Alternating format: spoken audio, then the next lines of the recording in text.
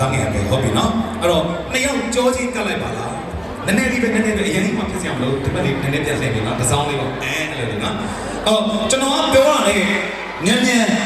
ဆန်ဆန်ကိုလက်ကိုတော်တော်လက်ထောင်းမယ်အခြေယူပြီးစဉ်းစားလို့မရအောင်နော်အော်နှစ်ယောက်တယောက်အကြောင်းတယောက်ဘယ်လောက်သိတယ်လဲတယောက်နဲ့တယောက်ဘာတွေပြောင်းလဲသွားကြပြီလဲဆိုတာလေးဘာတွေပြောင်းလဲလာလဲဆိုတာလေးတွေကျွန်တော်တို့ပြီးမယ်နော်10ခုပဲပြီးမယ်မြန်လေးဖြစ်မယ်နော် Okay စမယ်နော် ready နှစ်ယောက်အတူတူကိုအိတ်တဲ့အခါမှာဘသူကပို့ပြီးတော့မှဟောက်လေဟုတ်တယ်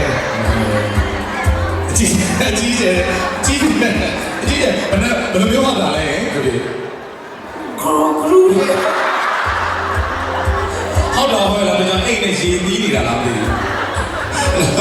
ခရူတွေနော်ခိုင်ကြရင်ဖြစ်တဲ့အရန်ပင်မိုင်းရင်ပဲဖြစ်တယ်နောက်တော့ကျွန်တော်အိတ်နေနဲ့ level ခောက်သွားရင်နော်အသက်ရှင်နေကြခောက်သွားအဲ့ကြရင်ဆိုပြအရန်ဟောရင်ဘာလုပ်လိုက်လဲမဟုတ်ဘာလုပ်တူလက်တူကိုလည်းကိုအိတ်ပြောတယ်ငါမဟောင်းလေးပိတ်ထားတယ်ဘယ်လိုတရှိတယ်လားလို့လားဆိုမလုပ်အောင်နော်ဘာကြလဲတရှိပြတ်သွားဝင်လာတယ်โอเคနောက်တစ်ချက်မေးပါမယ်ဒါတော့ကျွန်တော်လည်းသိချင်တယ်အားလုံးလည်းသိချင်တယ်လို့ထင်တယ်နော်နှစ်ယောက်မှာအတူတူရှိနေတဲ့အချိန်မှာနှစ်ယောက်မှာတရက်ဘသူကအာဝါပို့ပေးဆုံးတယ်အာဒီယာလေကန်ကောင်းတော့လူသားလေးပေါ့နော်ဟိုဘက်ကချစ်ချင်းခံရနော်ချစ်ခံရအာဝါပေးရအဲ့ဆိုရင်ပေးတယ်ဆိုတော့နှစ်ယောက်တော့ပေးပါပဲဘသူပို့ပေးတယ်လဲဆိုတော့ဆိုပြီးတော့ထောင်းလိုက်ဆိုကျွန်တော်အဲ့လာပြီဒါငယ်ဘယ်နဲ့ချိန်တော့အာဝါပေးခံရတယ်တရက်ကိုဘယ်နဲ့ချိန်တော့ဖြစ်မှာအဲ့ဒါတော့ကျွန်တော်လည်းမရှိထားပြီးလိုက်sorry နော်မင်းဒီအမားဝါလည်းတောင်းပါပါတယ်စင်ငယ်လေးတွေမျက်နှာငယ်တာကွယ်နောက်လို့လည်းနော်အဲ့ဒီကလာပြီအခုကရင်းနဲ့လည်းရောက်လာဆိုတော့ပြောမြောက်ဒီမိခွန်းနဲ့ကနှစ်ယောက်စလုံးကတက်ဆိုင်မလားမသိဘူးနော်ဘသူကတရက်ရေချိုးပြင်းလေရေချိုးနေရချိုးလားဒီဘက်ကတယောက်ကတော့နှခမ်းလေးစီပြီးအန်လေးချိတ်ပြီးတော့နဲ့နော်ဟုတ်ရဲ့လားတဲ့ဟုတ်လားသိလားဒီရချိုးလားချိုးရတယ်ဗောနော်ဆိုတော့ okay ဒါလို့ဆက်ပေးမယ်ဒီကဘသူကအိမ်ရှောင်တယ်လေဟ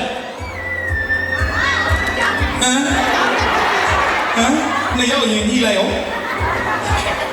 လက်တာရောင်ရတာဘာတွေရောင်လာလဲဘာရောင်တယ်လဲဘယ်လိုရောင်လဲအော်ပြီးတော့ရောင်လာလားဟုတ်တနာခွဲပြီလားနနာရမနဲ့နနာလာညမလာလားနနာခွဲဘာလို့မလို့လဲဒါလေးဆက်ဆက်ဆိုပြီးဒီနေ့ကဘာဖြစ်လို့လဲဟုတ်ကဲ့ကွဲလို့စိတ်ဆွဲတာကွဲတယ်လေစင်ကတော့ဘွေရတနာကြီးစမဖြစ်နိုင်ဘူးဒါမှဖြစ်နိုင်အဲ့ကိစ္စကစုံစမ်းရမယ်ပြီးသွားရင်ဟုတ်ပါနော်ဆိုပြီးမမေ့နဲ့နော်ဆိုပြီးမေ့မှာဆိုလို့တတိပေးကြအောင်နည်းနည်းဆင်းထိုးတော့နော်โอเคအဲ့ဆိုရင်ကျွန်တော်နောက်တစ်ခါမေးပါမယ်နှစ်ယောက်စလုံးအခုအိမ်တော်ပြုပြီဆိုတော့ဘာပဲပြောမြန်ဆန်ဘေဘီငယ်စဉ်လေးတွေယူဖို့အတွက်ဘယ်သူကစပြီးတော့မှအစီအစဉ်ရှိတယ်လဲဘယ်သူစိတ်ရှိလဲနှစ်ယောက်မလားတိုင်မင်းမလားတိုင်မင်းမဆိုတော့ပုံအေးစစ်စစ်အိမ်မှာတိုင်မင်းမပြောလားအခုမိဖို့အတွက်တိုင်မင်းမပြောလားအေးစစ်စစ်တိုင်မင်းမတဲ့နော်အားလုံးလည်းယူပြီးရှိပြီလားထိုင်ပြီးမှာလားကလေးအလုပ်တွေပြတ်မှာနော်အဲ့ကလေးတစ်ဖက်နဲ့ဆိုရင်အရေးတွေပါပြတ်မှာနော်โอเคအဲ့တော့ဘာပဲပြောမှာယူခြင်းတဲ့အချိန်ကြာမှယူဖို့အတွက်အများကြီးအောင်လုပ်နော်ကျွန်တော်တို့တွေအလုပ်တွေအများကြီးလုပ်အောင်မယ်စူးစမ်းရအောင်မယ်ပြီးတော့ချစ်မွားလေးတွေဖြစ်အောင်မယ်နော်โอเคနောက်တစ်ခုထပ်မေးပါမယ်ယူပြီးတဲ့နောက်ပိုင်းမှာဘသူကတိတဝိတ်တက်လာလဲ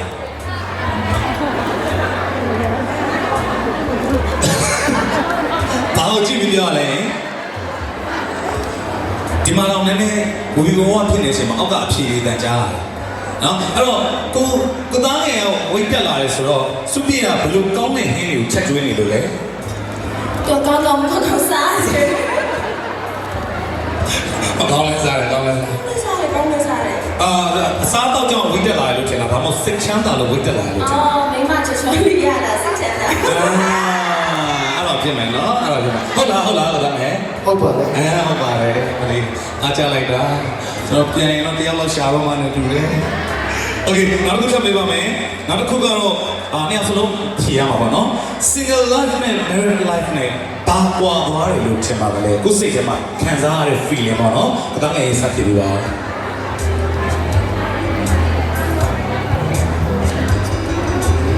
marriage life ကတော့ပို့ပြီးတော့ဒါကျွန်တော်တို့ကဘဝဖြစ်တဲ့မှာပို့ပြီးတော့လေးလေးတက်တက်နဲ့ပို့ပြီးဖြစ်လာတယ်လို့စိတ်ထဲမှာခံစားရပါတယ် ဟုတ်ကဲ့ဆိုပြီးတော့ဘယ်လိုချက်ဘယ်လို feeling ရှိ ဟုတ်တယ်နှစ်ယောက်တဘောဖြစ်သွားပြီပေါ့နော်နှစ်ယောက်တဘောဖြစ်သွားတဲ့အတွက်ကြောင့်မလို့ပို့ပြီးတော့လည်းလေးနဲ့လာတယ်အခုခုဆိုလို့ရှိရင်လည်းပို့ပြီးတော့တန်တန်မဲမဲလည်းဖြစ်တယ်ပြီးတော့ပို့ပြီးတော့နိကတ်လာတာပေါ့နော်အဲ့လိုမျိုးလေးပေါ့ မိုက်တယ်ဗျာနော်ဘာဖြစ်ပြောကျွန်တော်တို့ကတယောက်ချင်းစီတော့လည်းချေရတဲ့ပြိတ္တတွေအားပေးမှုတွေမြတ်တာတွေအများကြီးရတယ်နှစ်ယောက်ပေါင်းဆက်လိုက်တဲ့အခါမှာပို့ပြီးတော့မှဒုတဲ့ကြီးမားတဲ့မြတ်တာတက်တွေနဲ့ကနှစ်ယောက်တူတူသက်တမ်းနေရဖြစ်တဲ့တော့ဒီအိမ်အောင်တဲ့ဘဝကိုကျွန်တော်စင်ကာပူကနေကူးပြောင်းလိုက်တဲ့အခါမှာ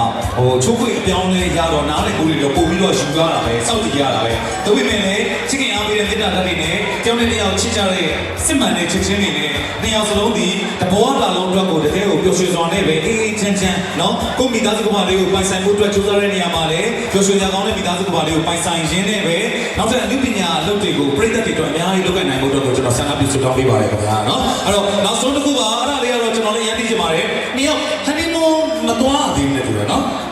ဟုတ်ပါ အဲ့တော့အားလုံးလည်းသိချင်ပါပါနှစ်ယောက်တူတူစိတ်တူကိုယ်တူသွားချင်တဲ့ honeymoon trip ကဘယ်လိုဖြစ်လဲဗျာဘာကြောင့်အဲ့ကိုသွားချင်တာလဲ ကျွန်တော်တို့ကန်းစီပေါ့နော်ကန်းစီကိုညောက်တော့ပါစိတ်ကိုသွားချင်ပါလေ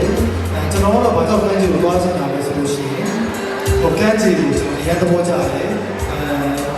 လွတ်လပ်မှုကိုရန်အပြေဝခံစားရတယ်ပြီးတော့ပင်တွေကိုလည်းကျွန်တော်သဘောကျတယ်ပင်တဲ့ကန်းစီမှာလွတ်လပ်နဲ့ငန်းလျှောက်ရတာမျိုးပင်တဲ့မှာကူရတာမျိုးကန်းစီမှာလို့လွတ်လပ်နေရတာမျိုးသဘောကျတယ်ကန်းစီရဲ့ feeling ကိုရန်သဘောကျတဲ့အတွက်ကြောင့်ကျွန်တော်တို့ကန်းစီကိုသွားဖို့တော့စိတ်ကူးစတယ်ဟုတ်တယ် မိုက်တယ်ဆိုပြီးလေကန်ဂျီပဲပေါ့ကန်ဂျီပဲကျွန်တော်မနေ့ကျွန်တော်တို့ဒီ social မှာလဲစာလေးတချို့စာလေးဖတ်ရတယ်ဗျကျွန်တော်လည်းကန်ဂျီကိုတောင်းတန်းနေတဲ့ကန်ဂျီလေးကိုပို့ကြိုက်အဲ့တော့အဲ့မှာကျွန်တော်ဟုတ်တော့သိနော်မှားတော့မှာဆိုလို့နှလုံးသားပို့ကြီးတဲ့သူတွေဒီတဲ့ပင်လေကိုပို့ကြိုက်တယ်တဲ့အုံနောက်ပို့ကြီးတဲ့သူတွေဒီတဲ့တောင်းတန်းမေရှိတဲ့နေရာကိုပို့ကြိုက်တယ်ပေါ့နော်အဲ့လိုမျိုးလေးပြောကြတယ်ဒါမှားချင်တယ်မှားမယ်နော်နှစ်ဖက်နှစ်ခုစနေဖြစ်နေဖြစ်မယ်တို့ကကတော့ပြောလို့ကျွန်တော်ကိုယ်လည်းအရင်ချစ်တဲ့တူပေါ့နော်ဒီတော့ကန်းချင်နေရာမျိုးကြိုက်တယ်ဆိုတော့ဒီမှာလည်းအရှိမလေးတက်တည်ပါအရင်ချစ်တဲ့ကိုသားငယ်တို့ဆိုတော့လေးဟာကန်းချင်မှာပဲတော့ relax တော့လို့ရင်းနဲ့အဲ့အတွက်လည်းအချိန်ကြီးမှုလို့လုပ်နေတယ်ကိုလည်းအောင်းအားကြရတာအခုချိန်မှာ ရက်ဖယ်ထားပါလေ ရရမိုက်တယ်ဘယ်တော့မှပြင်မလဲရင် ပြောပြ မပြောရသေးဘူးနော်ပုံလေးစောင့်ကြည့်ပြီးတော့ပဲကျွန်တော်တို့အတူတူသွားတဲ့ခရီးလေးကိုစိတ်ထဲကနေကြည်နူးပြီးတော့တည်ရည်လေးအများများဖြစ်ဖို့အတွက်ပဲကျွန်တော်တို့စောင့်မှာပေါ့နော်โอเคအဲ့တော့ကျေးဇူးတင်ပါတယ်